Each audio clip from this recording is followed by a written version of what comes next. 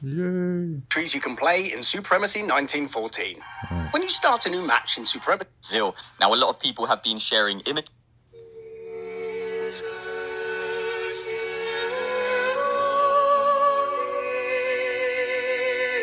Welcome back, family. AVS here, and this is not a clickbait video. What you're looking at is actual footage of the Christ the Redeemer statue being struck by lightning in Brazil. Now, a lot of people have been sharing images, but I wanted some actual footage, so I went on a hunt to get this for you, and I also found another angle. Take a look at this.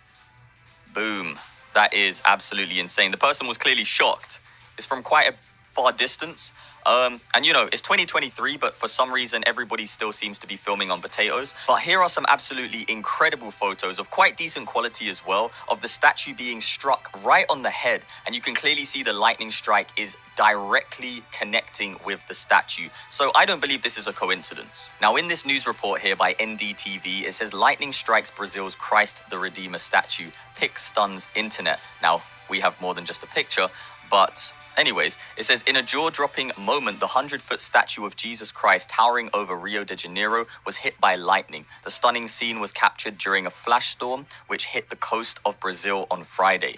The bolt of flash struck the head of the statue and turned the sculpture into a godly figure. Now, let's be a little bit careful now with the kind of language that is being used, because to call something a godly figure whilst it's a graven image is not the smartest way to describe something. But it says, the stunning scene was captured by Fernando Braga, who shared the pictures on Instagram. Divine lightning, it's Friday. Recording taken on February the 10th, 2023 at 6:55 p.m.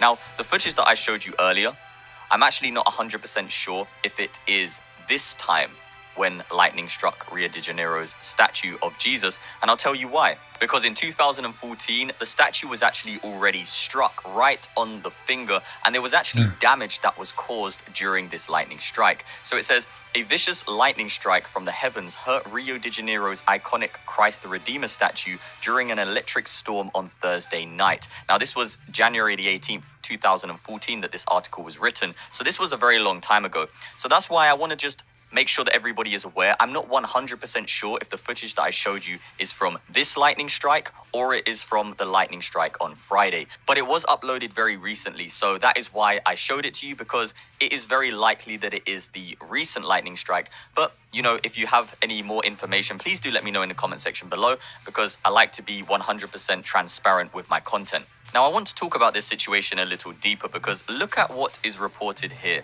In 2010, the statue received a $4 million renovation repair parts of its face and hands that had been badly eroded. Now, why am I talking about this? Because there is so much poverty in Brazil, so much poverty. People are living in the favelas. It is literally such a low quality lifestyle, yet they are splashing $4 million on repairing a statue. Now, this is not actually Jesus Christ. This is not Yahushua HaMashiach, the Messiah. It is a statue. So they could do so much for the people with $4 million. Honestly, you can do so much, even if it's just to improve the people's lifestyle by a little bit. Now, a lot of people have speculated that this could be the wrath of God coming upon the people, because it's a sign that he's striking the statue, etc., etc. And this is possible. It could be the Most High saying, I'm displeased with you, because this has happened twice now, at least, that we know about. And others are saying that it could be a reminder of the powerful presence of the Most High in our lives. Now, either way, we should observe both possibilities, and both possibilities are actually true anyway. The Most High is very, very angry with the unrighteousness in the world, but he is also a very, very powerful presence in our life, far more powerful than just a lightning strike. Now, in the Word, we see many examples of the Most High Yah using lightning as a symbol of his might and his glory. For example, in Exodus 19:16, we read about how on Mount Sinai, it was covered with smoke and lightning when Elohim descended upon it to give the Ten Commandments to Moses. And in Revelation 4:5, a vision of the throne surrounded by lightning and thunder is spoken about. Now, these examples show us that Elohim is not just some distant, impersonal force, because the world would love to mock and claim that he is just that.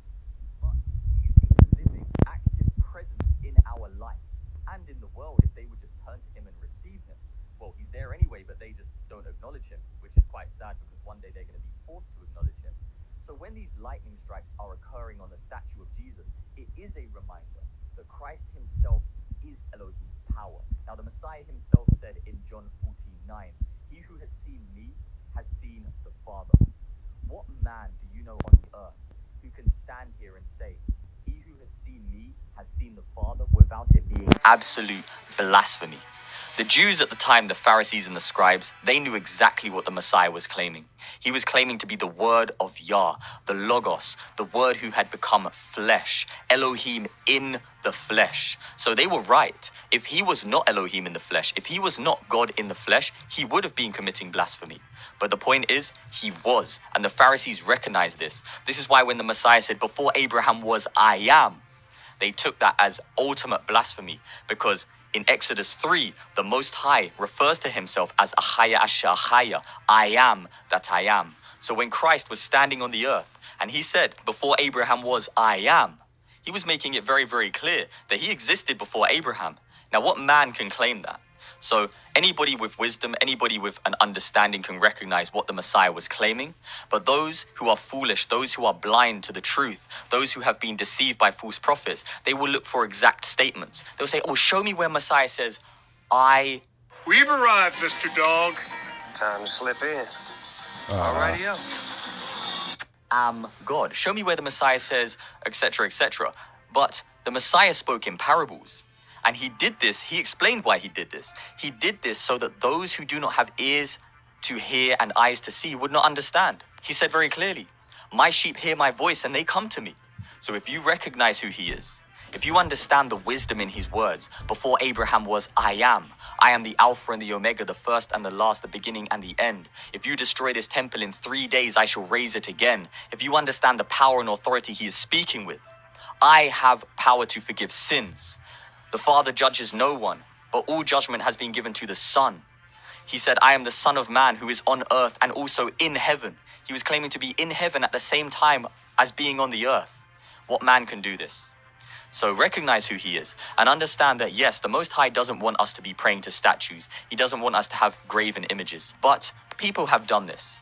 They have built these things. And us who are outside of the world, we are in it, but we are not of it. We are able to look at the world from a human perspective, but also being filled with the divine wisdom of the Most High and interpret what is going on. Not always jumping to conclusions and saying, "Oh, because this is a bad thing from this person's perspective and a good thing from this person's perspective, then only one of them can be right." No, both people's perspectives can be right, but we have to take a step back and observe both perspectives and then apply the truth to our life. So anyway, I went off topic a little bit, but now some people would say, "Well, why did the Most High, why would he bother to strike a statue? What's the purpose of that?" Well, we can look at it as a reminder to us that we are not to worship idols, material things, but to focus on the living word of Yah, who is in our heart if we have received him, if we have believed in him in our heart and confessed him with our mouth, according to Romans 10:9, then he is in us. Okay? In Deuteronomy 4:24, Elohim says, "For Yahweh your Elohim is a consuming fire, a jealous God." So Elohim wants us to devote ourselves fully to him, give worship only to him, not admiration for objects. Okay? This is not what he wants. Now, a lot of people will say, "Well, you know, we can't condemn." I'm not condemning anyone. I'm simply saying I'm not going to do that. All of my praise goes to the Most High Yah. I don't pray to anyone but the Most High Yah. Nobody deserves my worship apart from the Most High Yah, the Father, his Word, and his Holy Spirit. That's it. And if you disagree with me, that's fine. But I'm going to worship Elohim and Elohim alone. So in conclusion, family, I want to say I love you so much. I want to leave you with this verse from James 5:16. "The effective, fervent prayer of a righteous man avails much." So family, pray for me. I would greatly appreciate it. If you pray for me and I pray for you, we all pray for one another as the body because we are one. Then may we all be elevated in wisdom, knowledge, and understanding together. Let us not leave people behind. Let us not look down on people in the body who we think are lukewarm, but warn them that they are lukewarm so that they can become on fire and not be vomited out of the Most High's mouth. There are many people who are babes in Christ and many people who are elders.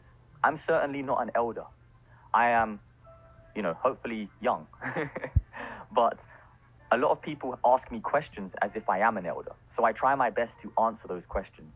But I also would appreciate prayer. I would also appreciate encouragement. And we as the body must pray for one another, because the wisdom of the Most High is bestowed upon those who are willing to receive him. And, very importantly, have the fear of Yah. We must fear him. We must fear him. Because if you look at him as some genie in a bottle that you can go to and ask for things, you don't have the fear of Yah. You are disrespecting him. You have to obey him, keep his commandments if you love him. And then when you come to him with requests, you come to him humbly. Don't come to him like you own him. He owns you. Don't forget that. Now, I love you so much, family. If you enjoy my content, make sure you hit that thumbs up button, subscribe, and turn on the notification bell. If you want to support my content a little further, there are ways to do so in the description box below. And you can also become a channel member by clicking that join button. I would greatly appreciate it, because I'm doing this full time now. I completely quit all of the other work that I was doing, and I have dedicated myself fully to full-time service of the Most High.